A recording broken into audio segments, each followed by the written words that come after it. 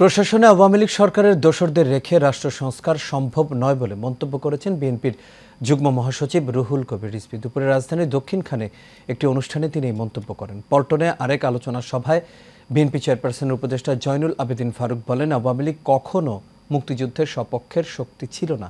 বাংলাদেশকে নিয়ে ভারতের খেলা এখনো শেষ হয়নি বলেও মন্তব্য করেন তিনি। এই মৃত্যু রিপোর্টে দেখেন বিস্তারিত। রাজধানীর দক্ষিণখানে বৈষম্য বিরোধী ছাত্র আন্দোলনে পুলিশের গুলিতে নিহত শহীদ জাহিদুজ্জামান তানভীরের স্মরণে আয়োজিত সভায় যোগ দেন বিএনপির যুগ্ম মহাসচিব রুহুল কবির রিজভী। বলেন, ভারতের কাছে নতজানু হয়ে থাকার দিন শেষ। বাংলাদেশের মানুষ কখনোই আর নতজানু হয়ে থাকবে না। হঠাৎ করে ছেড়ে দেবেন আর এক দুই দিনের মধ্যে আমাদের একটি বিশাল অঞ্চল প্লাবিত হয়ে। এ সময় অন্তর্বর্তীকালীন সরকারকে প্রয়োজনীয় সংস্কার শেষে দেশে অবাধ, সুষ্ঠু ও নিরপেক্ষ নির্বাচন অনুষ্ঠানের আহ্বান জানান তিনি।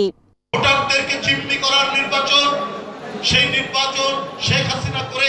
এদিকে পল্টন ফেনী সমিতি মিলনায়তনে ছাত্র জনতার আন্দোলনে নিহত শহীদদের স্মরণে এক আলোচনা সভায় বিএনপি চেয়ারপারসনের উপদেষ্টা জয়নুল আবেদিন ফারুক বলেছেন, আওয়ামী লীগ কখনোই মুক্তিযুদ্ধের সপক্ষের শক্তি ছিল না। তারা কোনোদিনই মুক্তিযুদ্ধ চায়নি।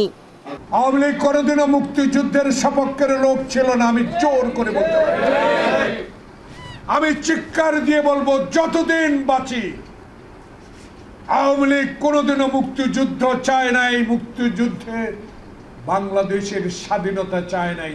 তার পিতা শেখ মুজিবুর রহমান ইয়াহিয়ার সাথে, ভুট্টোর সাথে আলোচনা করে পাকিস্তানের প্রধানমন্ত্রী হতে চেয়েছে।